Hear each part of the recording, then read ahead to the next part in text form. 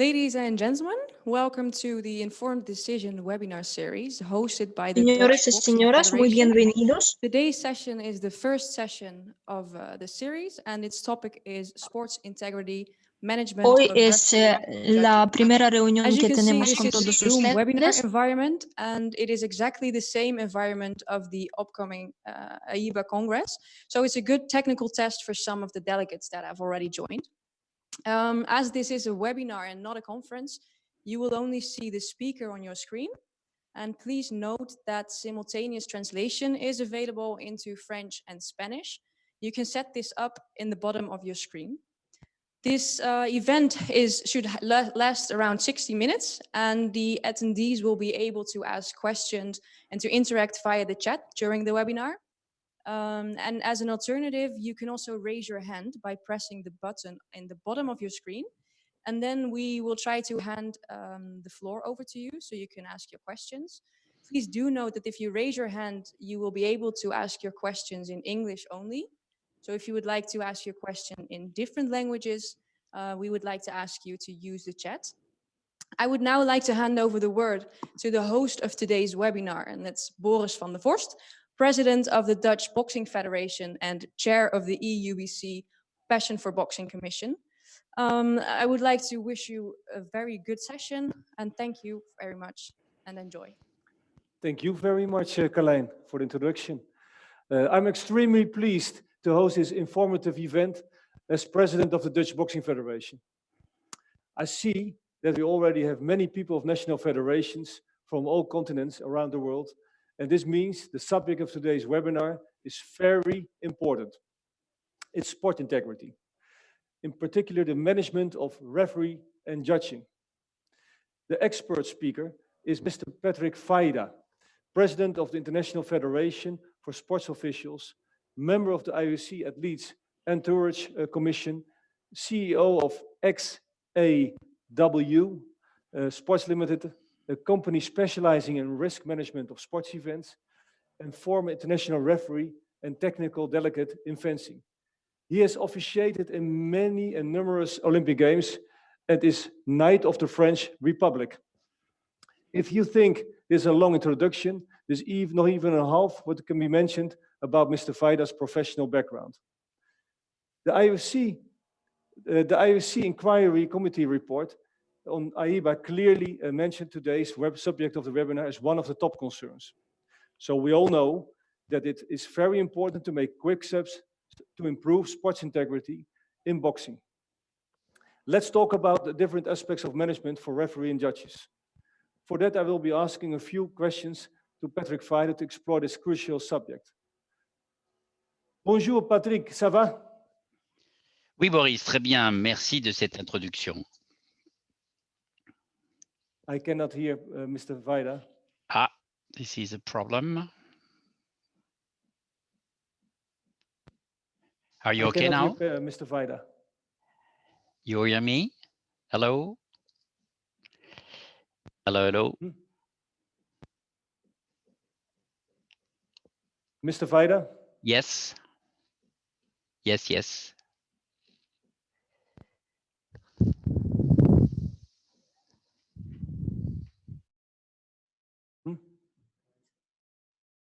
Okay. Yes?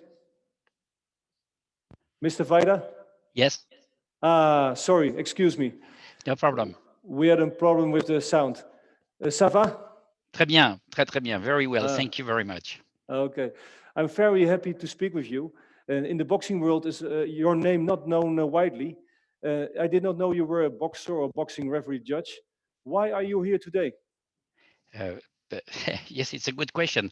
I am a fencer, as you said before, but it is a reality that I did 4 years of boxing at the university, and I like your sport. I like this sport, which was an excellent training for fencers, but I stopped after my first knockout.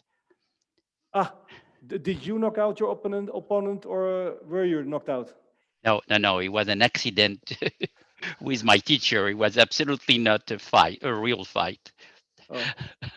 But we all fall in life, and the most important thing is to stand back up and learn from our failures and keep moving forward. even if it means switching boxing for fencing, in your case. And to introduce you better, Mr. Vajda, can you tell us more about your impressive background in the sport, something that I have not mentioned before or have not given the necessary details?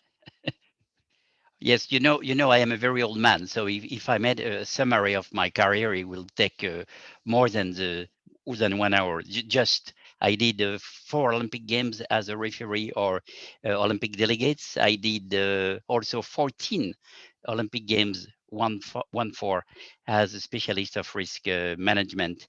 I was a referee of more than 10 Olympic finals, around 40 Olympic World Championship final in fencing, and more than 200 World Cup. I was one of the founder of a French association, which the name is AFCAM, which is the association of all the referees in France. And we have today 246,000 members, all the referees, all sports included. But I took also the decision 1 year ago to create IFSO, the International Federation of Sport Officials, which is the association of all the referees. It's not an union, it's not a syndicate, it's just a sort of platform in order to mix our expertise, to understand the good practice of the others, and to share the good practice with everybody. Is boxing already involved in that organization? When we began, when we have created IFSO, I it was perhaps not the first priority 1 year ago. It was perhaps not the first priority of AIBA to be member of IFSO. So I am waiting the future of election, and after I certainly will discuss with AIBA. Okay. And one of the most important questions I have personally is how arbitration, refereeing, and judging have an impact on the life of the International Federation and their athletes. This is thank you for the question, because it is really incredible how important is the link between the administration of an international federation and refereeing. First of all, the image of sports is first and foremost is athletes. Without athletes, well, it's not necessary to discuss. Without athletes, we are nothing. So they are the engines, they are the stars of all the sport. Those who bring often happiness to the homes, but for sport to be publicized and to become popular, what is important is also competitions. So no competition means no image. No image means, I can say, no money. And without image and money, no existence. I will add also integrity into the competition. It's also something very important. So refereeing is integrity. So normally, refereeing is integrity. You can make all the reform you want, put in place all the imaginable structures, modify your statutes, and so on. But without integrity, the outcome of competition are totally useless. The refereeing has to be perfect. Otherwise, whatever happens, you will be criticized and criticized again. It's not a coincidence that the IOC has made boxing refereeing a top priority. Personally, I think that by reforming the refereeing, by making it not open to criticism, you are taking a huge step towards and better image for a better image of boxing. And you have to convince that honest, clear, transparent refereeing will demonstrate directly the integrity of the management of the International Federation. If you do not understand this strategy, you are lost. And I had personally, boxing will not recover. I am not a boxer, as you know, and you have the right not to listen to me. But boxing and boxing refereeing has been drifting for decades. So let's start at the beginning and reform refereeing. The rest will be really easy, and your reintegration into Olympic sports evident. Well, this is strong, and it's important to hear this from you as an external expert. But allow me to go back to you again, President Vajda. If I had to sum up your career in one word, what would you say? Respect. In one word, is respect. Respect for the opponent, respect for the fighters, respect for the athletes. This respect is essential. If you want to be respected, you must respect the others. And in refereeing, this is fundamental. Referees are driven by passion for their sport and certainly not by money. But this passion is also passion for the other, to the others, towards the others, whatever is country, whatever is skin color, whatever is language, is religion, and so on. And to sum up the referee's job, how would you define that? It's a little longer. Is objectivity, neutrality, sense of justice, authority, ability to decide and respect the rules. But I understand these words and they have a beautiful character. But aren't you dreaming a little? Is it well human? It is also human to dream. If you are missing one of its quality, do something else. You are not obliged to be a referee, or something different, or work on the missing qualities in order to obtain these qualities. Because if you work, you can become a good referee. It's possible. Yes, but that's easy to say. How do we do it? Well, what does being objective mean for a referee or judge? Well, we can summarize the fact as follow. Ability to make a decision in complete objectivity. The mechanism of the decision is relatively simple. You see an action, you record it as a referee. Possibly you do this recording in a loop several times, and after you decide following the rule of your sport. And all these activities in a very, very small amount of time, tenths of seconds, something like that. Such a situation requires your brain to eliminate all external influence, noise, cries, risk, threats, stars, and so on. So you are really to be totally alone with the athletes, only you and the athletes, and you have to take a decision. And also any positive or negative feeling towards the athletes. You cannot have any, how I can say that, any feeling about the athletes. They are just athletes and they are just fighting in front of you. And also, we must forget who they are. This is really very important. And what they represent. For example, they represent a country, they represent a language, a club, and so on. You have to forget that as a referee. In fencing, it is very easy because thanks to the mask and to the fact that athletes never change sides during the match, it's relatively easy to say, I have an athlete on my right, another one on my left, and I can just take a decision right or left. If it's the athlete on the left or the athlete on the right, this is what it's very easy in fencing. In boxing, you can just remember, for example, the color of the shorts and forget the rest. You forget the name, you forget the country, you forget everything, just one guy in red, another one in blue.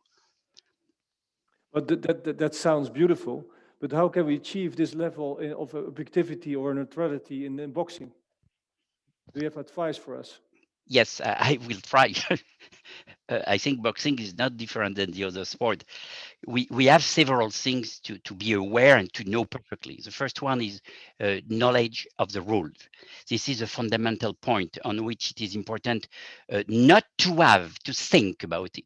You have to, it's a sort of reflex. You see something and you decide by applying the law. Our reactions must be automatic to apply the law, because the rules does not change, only the circumstances change. It is easy to regularly test the referees on this point. What is their level of knowledge about the law? You can test the referee very often on this point. The second point is concentration. to evacuate the external element, you have to refocus on yourself and to refocus on the athletes. Nothing else should count. It requires personal work, and everyone has their own methods, their own recipe to concentrate. The third point is to be able to empty out and keep out in mind only the upcoming match. Sorry, it looks like concentration, but it's not only. You refocus only on the following action you have to judge, and it is also essential in order to get rid of external constraints. But how can we be sure of neutrality of a referee? This is an important question. And to be frank with you, we can never be totally sure. But we can give ourselves the means to choose the most neutral people possible. We all know that there are communities of language, for example, that can be dangerous and which add a little subjectivity to the process of the decision. We must avoid putting the referees in such a situation. To do this, you need to know the CV of all the referees, and you have to know this CV very well. You have to know where he was born, what is his mother language, where he did his study. It's just a series of question or example, and perhaps you may go a little further. I will give you an example, and for one time it will be my example. But do you really believe that it's hard work that gets you there? Yes, I really believe. I will give you an example first, and after I will answer to your question. My parents were French since 1930, but one of my parents was born in Russia and the other one in Hungary. My name is very, very Hungarian. Fortunately, I speak neither Russian nor Hungarian, but my origin were there. I was probably the victim of attempts to influence me, but since I did not understand these languages, nothing happened. But I remember an attempt in an Olympic final. A fencer started talking to me in English, telling me, we are from the same country, certainly. I interrupted him, asking him to continue this question into the microphone. I was ending him. He immediately stopped. Well, I won my neutrality on the pitch. First, because I was fighting for France when I was an athlete, then by proving as a referee that I could make mistake, because I certainly did mistake and a lot of mistakes, but they were never oriented. And this is what is important. The slightest error done by a referee is interpreted and analyzed. And before thinking about a human error, a lot of people are suspecting for bad reason in the referee for being wrong. When a player for example, misses a penalty in football, it is a technical mistake. When a referee whistles a penalty and he is wrong, it's a thief paid by the opposite team. Error is human. It is part of the games, and we have to think about that. Yes.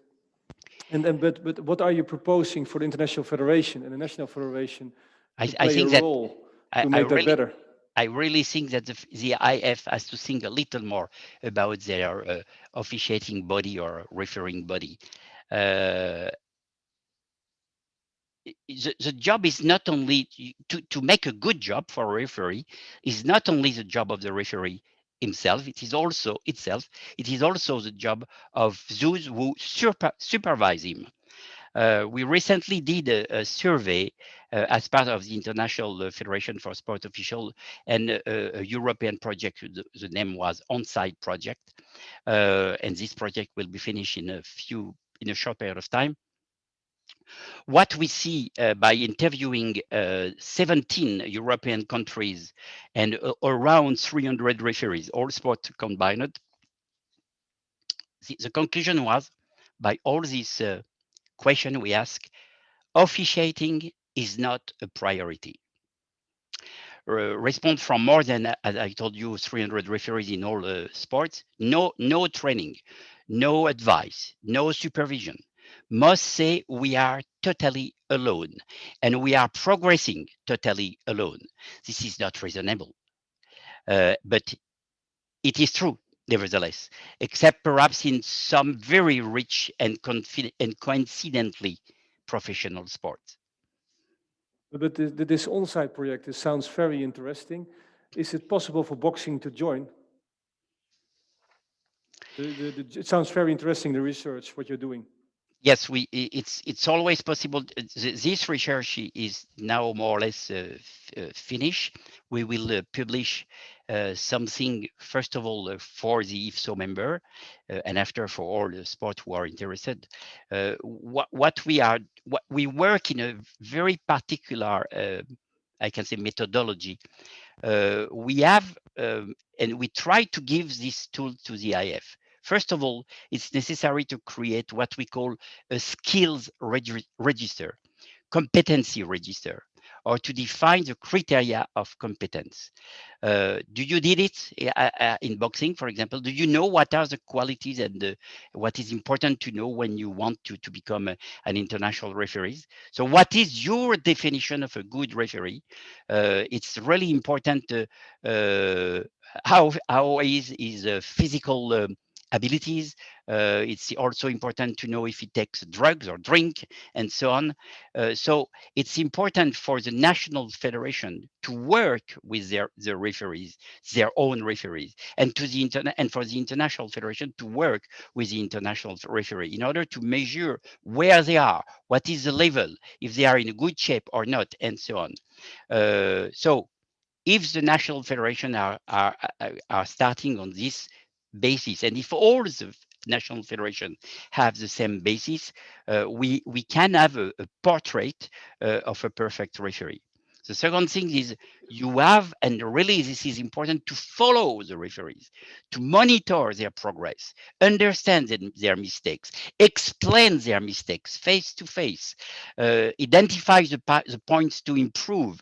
A referee does not reach the high level and the very high level alone. This is totally impossible. The help of the National Federation is therefore totally essential.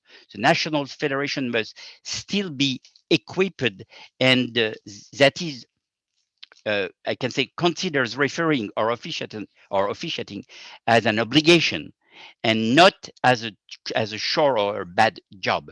We are, and this is also very important, we are actors of the match, like the athletes. We are not the star. We are not the athletes. We are judge referee, but we are actors of the match because, like the athletes, we play an important role in the result of the match.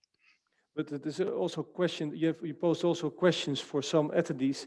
The question which you are asking, I see some active referees in attendance of and chairs of the referee judging commission here. Perhaps they can answer this later this session. But I'm sure it's being done at this moment. Is there a single list of competency criteria? No, of course not. You have to. It's very important to write a specific one for every sport and every discipline inside each sport. On the on-site project, we have determined several elements on the basis of 4 key roles. And you have to adapt that for each sport. For example, personal skills, which is competency. And the second question, the second topic is relational skills with others. It means what is your behavior with the others, with the athletes, with the coach, with the team, with the spectators sometimes, or with the media when you have the right to discuss with the media.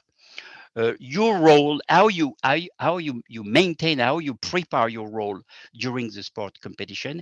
And the last point is the information reporting. So how you report when your competition is finished, following the rules of each sport, which are totally different. You have to fulfill some document, for example, to complete some documents.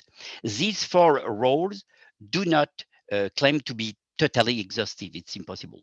Every sport can add other or eliminate one of them. Within these four categories, we have created elements of standards. I will give you a few of them, but there are almost, I can say, 15, which can be also completed by each sport or each discipline. Personal skills, for example, how to assess your level of practice, who is able to do that and how you do that, how to improve your own performance, how you can be better, what is necessary to manage in order to be better. Concerning the relational skills with the other, behavior, and this is really very important, your behavior as a referee with others, judges and referees. This is really, you cannot imagine how important that it is. Refrain also from any public criticism of colleagues. This is also more than important, and it is sometimes a defect that a lot of referees have. Uh, Behavior with athletes and coach, how you show to athletes, coach, and sometimes also spectators that you respect them. Behavior with the organizer, behavior with the media when you have the right to speak with the media. Role in sport competition means ensure that, for example, the environment of the competition is totally perfect, not only for you as a referee, but also for the athletes. Uh, and are they totally in harmony with the law of your sport?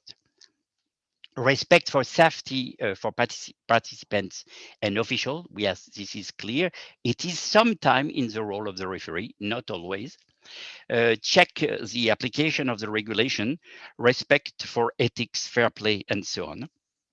And also the last point of this category is ability to resolve conflicts. And concerning the information reporting, well, this is not always applicable. Nevertheless, collect the information necessary, inform those who need to be informed, inform his fellow referees. Each of these sheets contains information on this.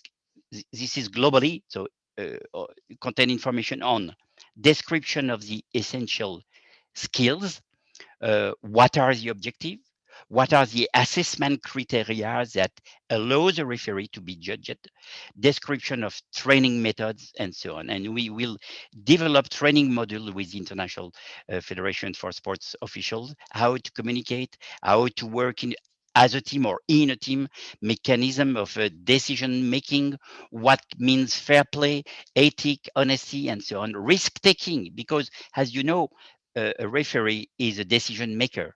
So when you take decision, necessarily you are a risk taker, and the referee is necessarily a decision maker. But Mr. Vajda, when I hear this, it seems perfect, but are we looking for Superman or Superwoman? Yes, why not?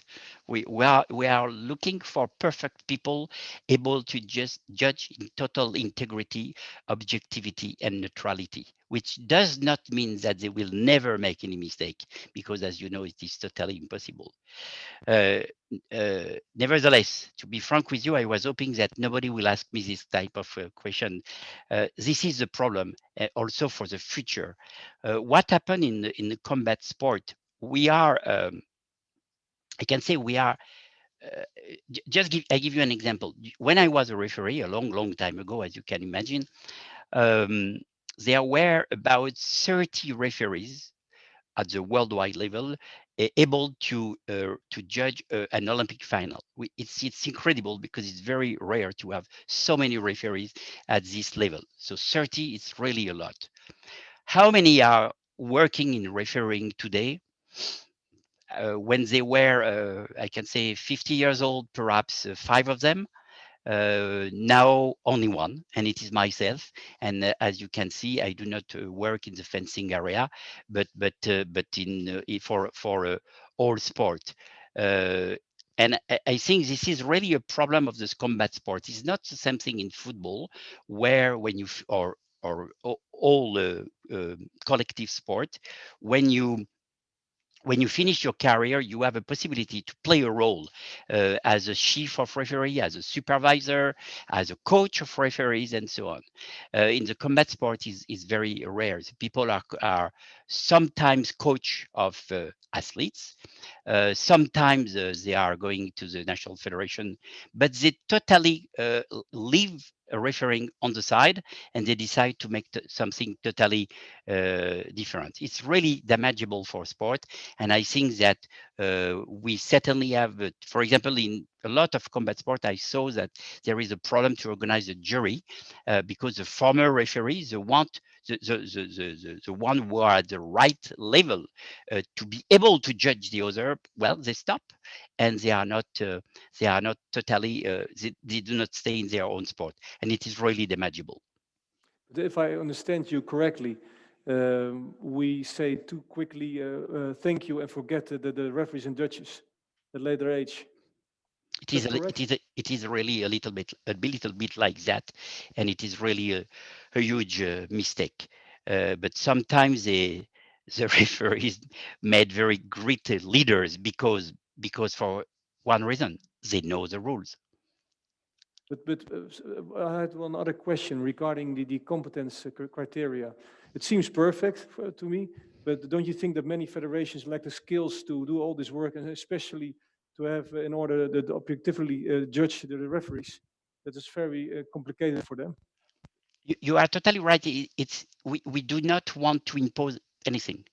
What we want to create, as if so, is what we call, sorry, it's a translation from French, so perhaps it's difficult to understand, is what we call a common trunk, which means that we have a lot of points totally in common, even if you are in boxing, fencing, football, handball, and so on. Because it's, for example, how to communicate with the athletes, how to communicate with the organizer. It's just example. How you manage the conflict, and so on. So we have this common training because we have always in any sport the same type of question, and we it's relatively easy just after this common trunk to create for each federation, for each sport, to create their own targets, their own area to develop, to increase, how to manage the quality of the judge and referee.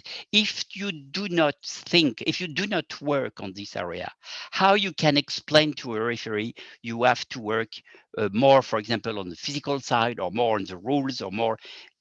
It's really important to do what we did with the Onsite project. We take the mission of the referee and we cut this mission in a great number of different sub-missions. And now we are able to analyze and to say this submission, yes, is okay for boxing, but not for football, or this one is okay for handball, but not for boxing, and so on. I would like to ask many questions, but I would also like to give the chance to the audience to ask you some questions. And I see there are two questions for you. For me, this on-site project sounds very interesting. What you were telling me, and I would continue to speak about it. But maybe it's good to ask two questions. But I have the chat here. I cannot. It's not visible for me, the chat. Can you ask them, Carlijn? Carlijn is going to ask you the question, Mr. Vajda. I have one question in Spanish. ¿Piensa usted que es necesario cambiar el sistema de puntuación de apreciación? Do you have already translated it, Carlijn? Carlijn has translated. She will tell you. Yes, of course. This is kind of a boxing specific question, of course. Yes. Mr. Vajda, do you think it is necessary to change the 10-9 scoring system? I don't think that it is a problem of scoring. In my imagination, so I repeat, I am not a boxer, so I'm not an athlete in boxing, nor neither a referee. But I think it's really not a question of scores or system of scores. I think that our target, the target of the referee and the target of all the referees, is to obtain the best possible decision in order that the winner win really. This is very clear. This is the mission of the referee. Is it a question of scoring system? I do not think so. What I think is the objectivity, neutrality, and to give to the referee all the, I can say, all the weapon in order that he will be able to take the right decision. Okay, clear. Clear answer. Carlijn, are there other questions? Yes, there is. There's one extra question. Also a boxing specific question, and perhaps this is more a question to some of our attendees, but Patrick, maybe you can answer it. If in the first or second semifinal, no boxer appeared on the ring, who would in this case get gold, silver, and bronze? It's a little bit extreme, of course, but still. To be frank with you, not sure to. You mean there's no boxing for the third and fourth place? That's Yeah. what you're meaning there? Yeah, you certainly have specific rules to answer to this question. I really don't know. We have the same type of problem in fencing. Something like that could take place in fencing. And to be frank with you, I do not remember what is the answer of our law in this particular case, and never happened since 1 century or something like that. I agree, I understand. Other questions? No? I have two things I want to ask you, Patrick. First of all, I would like to ask you the remaining questions when they come afterwards in writing. And so people can please write the questions to my email address, boris@boxing2020.org. Is that possible? Certainly, yes. Certainly. Okay, great. And second, can we do this again after the AIBA Congress? This is a subject that is very important for the boxing community, and we need to continue this kind of dialogue, in my opinion. And as you said, and I fully agree with that, sports integrity determines the respect that we show to our sport and our athletes. Yes, So I'm very happy today that we make a start with the dialogue, and I want to thank you very much for agreeing to speak today, and I wish you all the best. And I'm looking forward for cooperation in the future. Thank you very much. It will be a pleasure to continue to work with you and to work with boxing. Okay, merci beaucoup. And I would also like to remind everyone that we will continue tomorrow with another informed decision webinar on good governance of sports federations. The guest speaker will be Mr. Verschuren of the University of Lausanne, an expert on the subject. We will discuss the who and the what of basic good governance of sports federation. Please register for it. I look forward to our discussion tomorrow. Stay healthy, positive and strong, and goodbye. Thank you. Bye-bye. Bye-bye.